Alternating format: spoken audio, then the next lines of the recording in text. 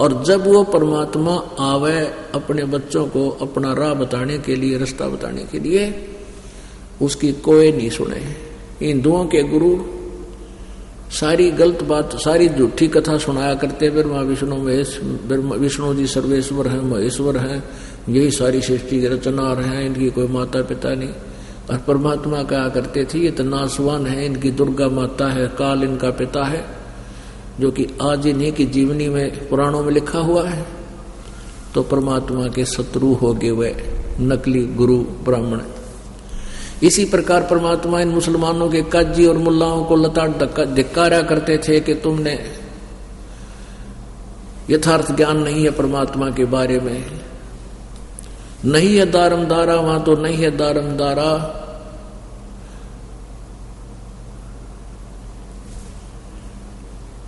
और 300 रोजे खून करत हो, कैसे हो दीदारा।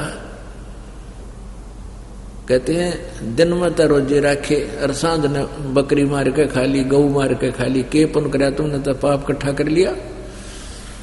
तो इस प्रकार से वो दोनों हिंदू और मुसलमान दोनों ही परमात्मा के विरोधी बनते चले गए। किन्होंने बना दिए? नकली गुरुओं ने। लेकिन परमात्मा की समर्थता से कि जिनको लाभ हुआ वो 64 लाख शिष्य कबीर जी के हो गए थे।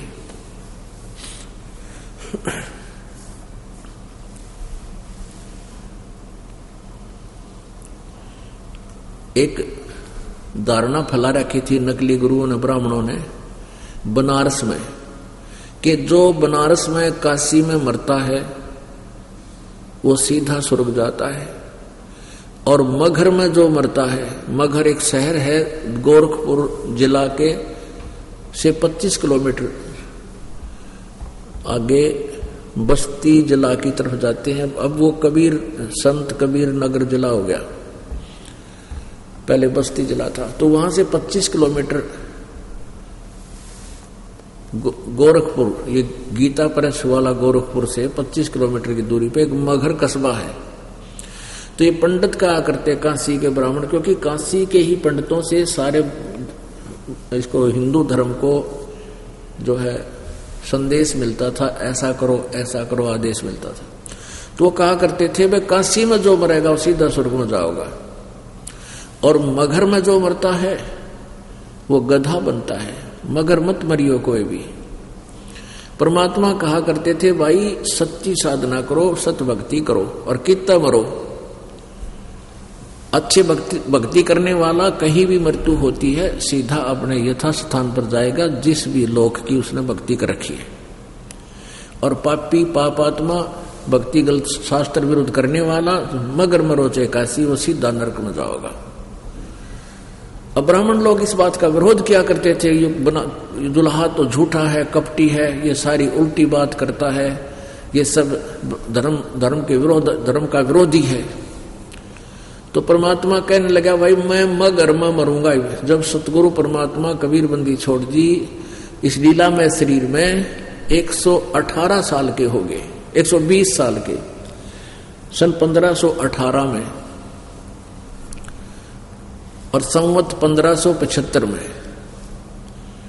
कहने लगे कि मैं मगहर में शरीर छोड़ दूंगा, और भाई तुम अपने पोथी पत्रे लेकर आ जाइए ब्राह्मणों, और देखियो मैं कहां जाऊंगा, स्वर्ग जाऊंगा या नरक जाऊंगा।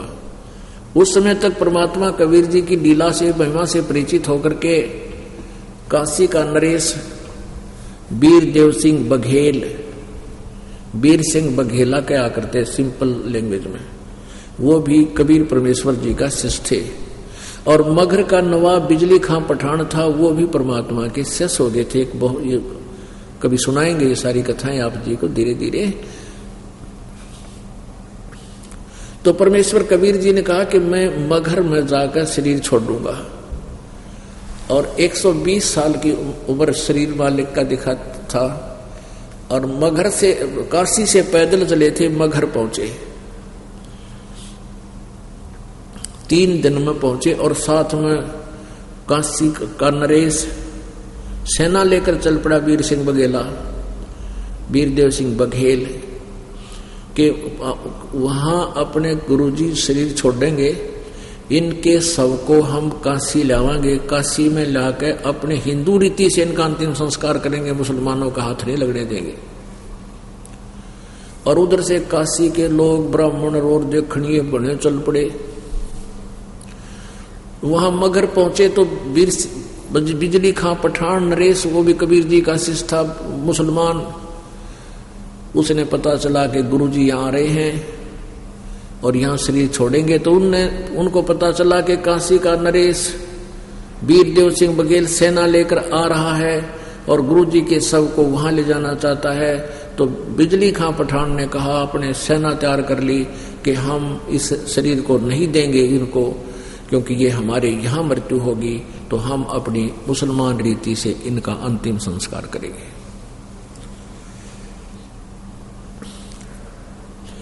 जब कबीर जी वहां पहुंचे, परमेश्वर कबीर जी ने कहा कि मैं स्नान करूंगा बिजली खां, क्योंकि बिजली खां पठान ने सभी की खाने की आहार व्यवस्था करवा रखी थी। तो उस बिजली खां पठान ने कहा कि प्रभु, यहां एक साथ में दरिया बहा करती थी, एक आमी नदी है, मगर के बिल्कुल साथ से बह रही है। ये दास 3 बार देख कर आए, उनको साथ में सैकड़ों भक्त गए थे। वहां यादगार बनी हुई परमात्मा ने जहां लीला की थी। ये आमी नदी यहां से बह रही थी, अब सूख गई है। शिवजी ने श्राप दे रखा है इसको, और शिवजी ने श्राप दे रखा है यहां पानी नहीं है नीचे का, इस मगर के अंदर पीने का पानी नहीं है। परमात्मा, हे गुरुदेव, हमने दूर से पानी मंगाकर व्यवस्था करवा रखी है, आपके लिए नहाने का पूरा व्यवस्था है। परमात्मा बोले, नहीं, मैं बहती हुई नदी में स्नान करूंगा। तो मजबूरी बताई जी, यहाँ नदी दरिया बहा करती थी, लेकिन ये सूखी हुई है। शिव जी के श्राप है। परमात्मा बोले, मुझे दिखाओ कहाँ वो दरिया। वो ज्यादा से ज्यादा वहां उस लीला स्थल से 400 फुट की दूरी पर है दरिया, आज भी है वहां पर। तो वहां परमात्मा खड़े हो गए, जाकर सूखी पड़ी वो दरिया, और परमेश्वर ने ऐसे संकेत कर दिया जैसे ऐसे करते हैं ट्रैफिक वाले सिपाही खड़े होना, और फिर गाड़ी सारी चल पड़ती है। ऐसे परमात्मा ने ऐसे कर दिया, ऐसे किया था तो काफी दूरी पर जैसे कोई बम फटा हो, ऐसा आवाज हुई, धमाका उठा, और वहां से फिर वो दरिया एकदम पूरी भरकर चल पड़ी। ओए होए, 5 मिनट के अंदर अंदर वहां खड़े खड़े वो लबालब भर गई दरिया, और बहन लाई, आज तक चल रही है वो दरिया। सब बोलो सतगुरुदेव की जय।